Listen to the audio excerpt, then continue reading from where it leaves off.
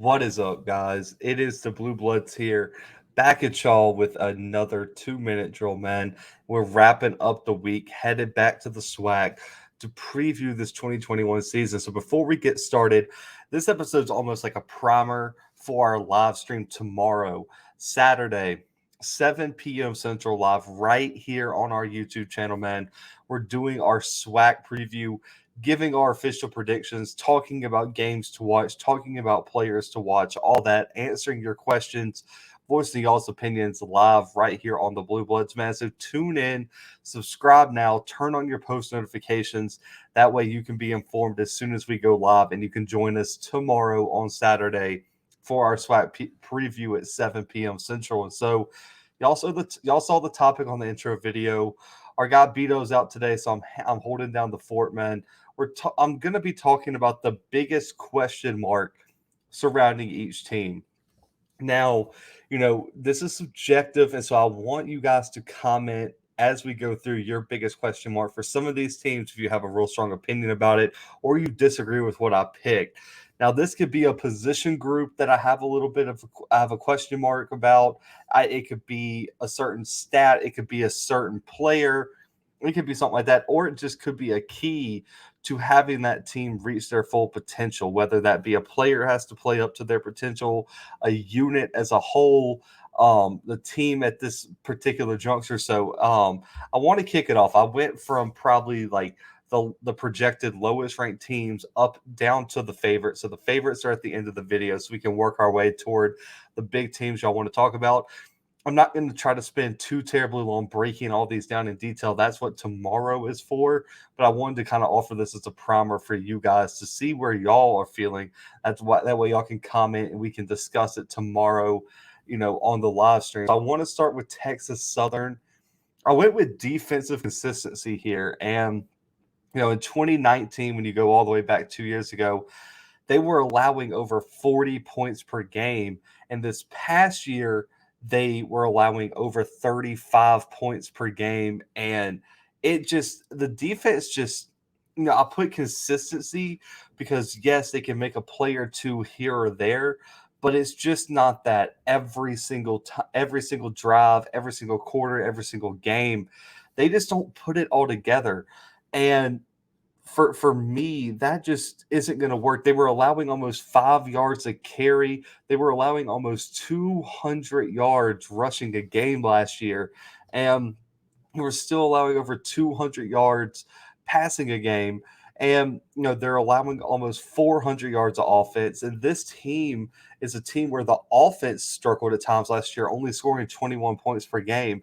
So the defensive consistency, when you have some of the high-powered offenses, you have the Jackson States come in, and you have the Alabama A&Ms, the FAMU's offense is going to be there. Southern's going to run it down your throat and score a lot of points. Alcorn with Felix Harper, you're going to have to show some sort of defensive consistency, some sort of defensive execution to really compete. The expectations are so low for Texas Southern. I understand that they haven't, won many games in the recent past. 2019 didn't win a game. They went 1-2 last year. So they're probably going to be voted last in their respective division. But the key for them to at least pull off an upset or two is going to be that defensive consistency, in my opinion, because I feel like they have some potential on the offensive side of the ball, but it's a huge question mark when you flip over to the defensive side of the ball. So that's my biggest question mark. And I want to move on to a team that I guess a lot of people also aren't high on, and that's Mississippi Valley State. And they're the complete opposite. Offensive consistency. This offense last year was atrocious, guys. I'm talking about historically bad. Only 13 points per game scored. They scored 41 points total last year. I mean, look, that's almost as much as Alabama A&M was averaging for a game. And when you look at the team, their rushing was fine. They were rushing for over 150 yards per game. They were averaging over 4 yards a carry. That's all doable, and that's fine. The passing game, though, was I don't even understand how this is a stat that is real for a college football team. Their average pass attempt the length of the pass was 4 yards. They averaged 4 yards per attempt through the air. How was that how was that even possible? And they only had one passing touchdown with 2 interceptions. And I know it was only 4 games, but man, what you have to if you can't stretch the defense through the air, I was shocked to see they ran the ball as well as they did because man, if you're not throwing the ball barely past the line of scrimmage and you're only finding the end zone once through the air, man, I am stacking the box. You are not running the ball against me. Mississippi Valley State was the worst offensive team probably in the country last year in terms of just overall consistency, execution. The total offense, man, for them, it I don't even understand how that happened. They only scored 5 touchdowns last year. That doesn't make any sense. If you are a real college football team, there's no reasons you should be averaging 13 points per game and only score 41 total points in the entire season. It just doesn't make sense. The offensive consistency has to change. I know the expectations aren't high, and a lot of people are calling on them to pull off some upsets. If that's going to happen, they're going to have to be able to score. College football as a whole is turning into an offense-heavy league or whatever you want to call it. And so if you're not going to score, you're not going to beat anybody. So Mississippi Valley State has to take a step forward in terms of offensive consistency. And that brings me to Prairie View. And this one's hard, and it's probably the most, like, I guess, specific thing that I picked out for somebody. And that's third down offense. And, this team is a team that some people think could be a sleeper in their division, could be a sleeper in the SWAC that could shock some people and keep some people from making it to the Celebration Bowl or to the SWAC championship. But their third down offense was atrocious last year. They converted under 40% last year of their third downs.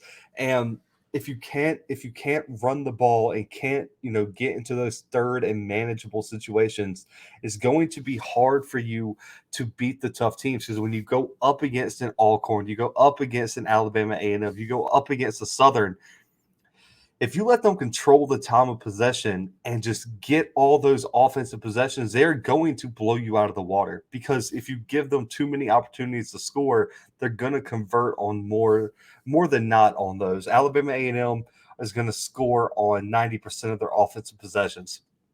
Alcorn the same, probably Jackson State this year as well. Southern can run the ball, and if you give them the ball, even if they don't score, they're going to chew clock because they're going to run it down your throat, and they're at least going to get a few first downs while you're at it.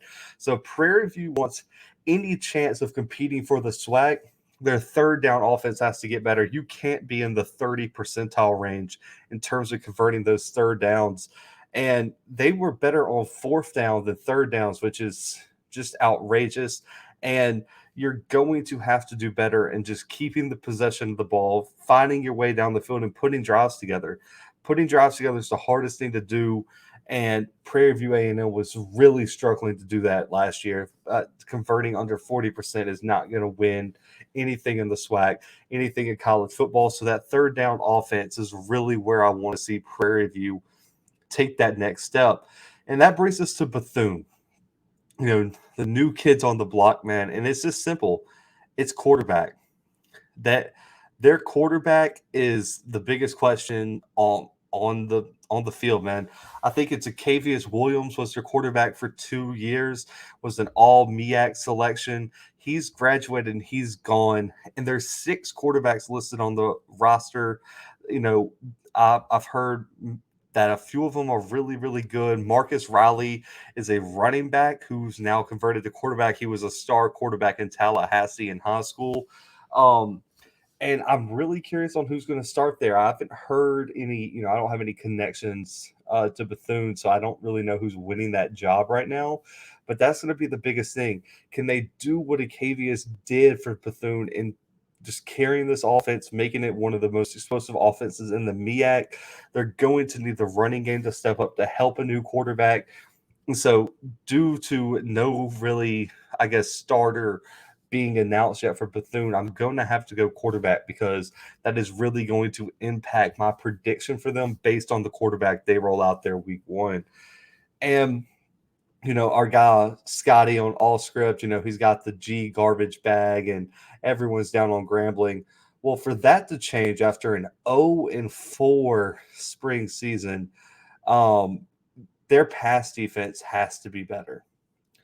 They were allowing almost 11 yards per completion last year, over 250 yards through the air per game, 9 touchdowns, over 1,000 yards allowed by that defense through the air. The passing defense has to be there. Their rushing defense wasn't terrible, but I think just the defense as a whole needs to be revamped. And I think you saw that in the Jackson State game, in which they couldn't stop Jackson State down the stretch, and that's really why Jackson State pulled out that game.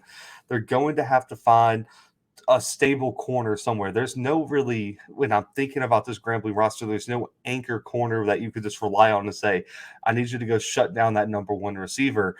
When you're in a conference with such pass-heavy attacks, you've got Akil Glass, you've got Felix Harper, you have Sheduer stepping up at their quarterback position. It's going to be real tough. And you even have Skylar Perry, who could really ball out. I find it very, very hard for this Grambling team to keep up until they can stop somebody through the air. Because nowadays, I think pass defense and getting that pass rush is probably the most important thing in college football because of how pass heavy everything has gotten. And they only had 4 sacks last year. So a lot of this pass defense is tied to they can't get pressure on the quarterback. And they allowed, I could pick so many stats for Grambling, and I'm probably going to name a few of them off right here. They were allowing opponents a 56% third down conversion rate. If you're letting your opponent convert their third downs at a 50% or higher rate, you're going to lose every time. Grambling will not rebound. Grambling will not be a factor in the SWAC if they're allowing teams to throw on them like they were last year and converting 56% of their third downs. They are going to get run out of stadiums at that point if that's the case for Grambling. So really, there's like 2 or 3 stats they got to change. They have to get sacks, and they have to be better in passing defense, and they have to stop teams on third down. It's really, I could have just put defense as a whole for Grambling State. And, that brings us to Alabama State. And, this might be unfair because I do like Ryan Nettles, and I think he's a great quarterback. But it's really going to come down to this offense and Ezra Gray. And Ezra Gray's going to do his thing. He's first team all SWAC pick, probably the best running back in the SWAC. He was balling out. You look at that Jackson State game where he still might be running for touchdowns on Jackson State's defense right now, the way he was running for him this spring. He's going to be a factor, and Alabama State's going to be able to run the ball. They have a pretty good offensive line. It's really going to be, can Ryan Nettles and this group of wide receivers be efficient enough through the air to take some of the pressure off of Ezra Gray and allow him to have some running lanes late in games against the bigger and best opponents that they're going to face. I think that division is going to be brutal, and if you expect them to be the sleeper in that division, Ezra Gray can't be the focal point, the sole focal point of that offense. The defense is going to be there, man. That front seven for Alabama State might be the most underrated front seven in the SWAC. You look at what they have across the defensive line, and then with Bubba at linebacker, and then Natron on that defense, and then they get Jaquaz Payton from Jacksonville State, who was one of the top DBs in the OVC, and I think this defense is there, guys, and Alabama State has that defensive mentality. The problem is, can they be consistent enough through the air to take some of that pressure off of Ezra Gray? Because defensive coordinators are going to come into that game loading the box. And so Ezra Gray and this passing game and Ryan Nettles has to step up, and that's going to be the big question mark for Alabama State going into this season. And then for Arkansas Pine Bluff, man, it's simple to me. And it's, can Skylar Perry take that next step? Last year, he was great. He was an all SWAC pick due to the fact that Felix Harper wasn't really picked. he had a good year last year. Let's just be completely honest. I mean, he had a good year, but the problem is I feel he only had one game without a turnover, and it was that first game against Southern. It was the only game he didn't throw an interception, and he ended his season with 3 interceptions against Alabama A&M in the SWAC championship.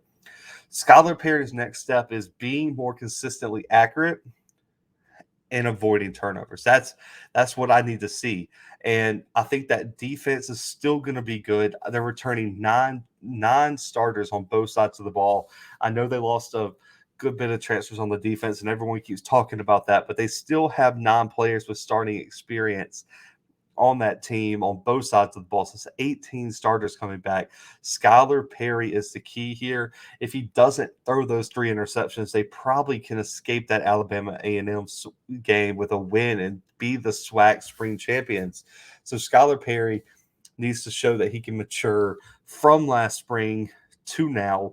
And if Skylar Perry can take that next step, UAPB could really challenge for that division in the SWAC. And I'm excited to see what this kid can bring. And then FAMU is kind of in the same boat for me as Bethune is. I know both guys, both newcomers to the SWAC get the same criticism, but they don't have a quarterback to take over right now. And I know a lot of people were talking about John Holcomb from K-State, and apparently he's off campus and transferred. And so now you got Rashawn McKay, Cameron Sapp, and LaJohn Howard fighting for the job. And everything I've read, all the research I did going into this episode says McKay is the guy, the leader in the clubhouse. He has 2 wins as a starter. He was the backup for the Stanley kid they had for the past few years, and he won games versus Morgan State and North Carolina A&T. 500 yards passing, 6 touchdowns, only 2 interceptions.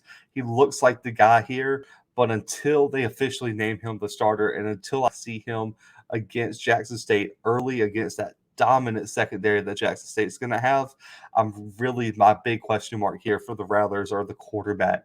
And the quarterback play in the recent years has been why Florida A&M has been so dynamic and has really competed well in the MEAC. They're gonna have to make the right quarterback decision here, or FAMU could really fall behind in the SWAC in their first year. And we're gonna stick with the quarterback theme here. Southern. I have Ladarius Skelton's passing ability, and I get it. Southern fans can come for me all they want, but when you look at what he's done, he had 3 passing touchdowns with 3 interceptions last year. And he completed 75% of his passes in his final game last year, but he only threw 8 passes. He only had 1 game where he threw over 20 times, and that was the first game of the year.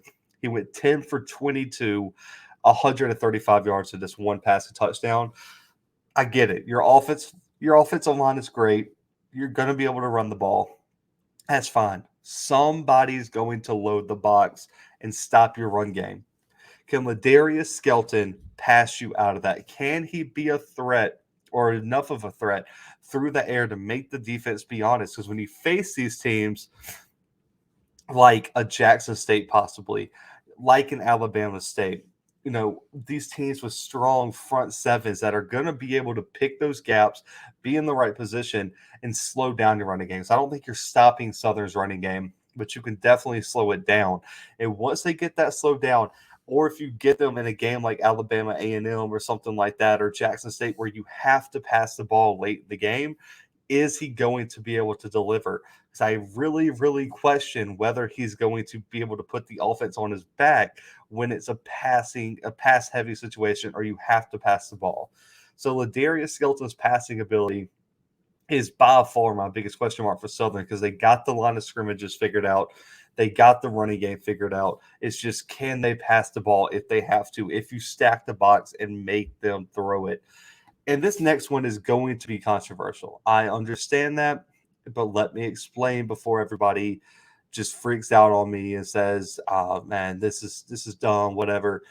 Alcorn's question mark for me is Felix Harper. And I'm going to let that sink in for a second because I know a lot of people are going to be like, yeah, the guy who was the SWAC player of the year and all this stuff. But he threw for almost 3,000 yards, 33 touchdowns, and 9 interceptions. The problem was his consistency in terms of being accurate and his turnovers. In the last 2 games of 2019, he threw 4 interceptions and had a 46% completion percentage and a 59%. That has to, if you bump that up to like 60 to 65, Alcorn probably pulls out that Celebration Bowl. And you can't turn the ball over. You have to be more accurate. And, he threw a lot of touchdowns. I get it. He threw 4 touchdowns as well. But a 1-to-1 touchdown to interception ratio is not what elite quarterbacks do. What I want to see out of Felix Harper is, can he be more accurate? Can he make good decisions with the football? And what does he do against the better defenses in the SWAC? Because when you look at what he did, his big 6 touchdown, 70% completion percentage performance was against Mississippi Valley. Defense wasn't really there, but when he went up against Southern and North Carolina A&T, which both had respectable defenses, that's when you get that four touchdowns to 4 interceptions, and his completion percentage drops dramatically. I want to see him become a more consistent quarterback, become a quarterback that you could say, hey, I don't care if all it takes is one pass to get him in his rhythm, because our guy Scotty on All Script said that he's that quarterback where if he's off, he's really off, but then once he gets into his rhythm, he can go. I need him to be more consistent if Alcorn is going to step in and just reclaim the title just like that, like everyone else thinks they might. Felix Harper has to be more consistent. I think he's a great player, and I think he can be, which is why I'm very high on Alcorn next year. But that is their biggest question mark, because if Felix Harper can't be accurate and avoid turnovers in the biggest games, they're going to get beat. They're going to get upset. So that's their biggest question mark. And so comment below if y'all disagree with me there. I know that was a little bit of a controversial one that was like, what? And this one here, man, before we get to the one I know everyone was looking for, it's this is by far the biggest question mark ever for Alabama A&M, especially after losing Cushney. And they didn't have many sacks. They didn't have a lot of sacks last year. To be honest, they had 3 at South Carolina State, 4 at Jackson State, 2 at Alabama State, and 2 against UAPB.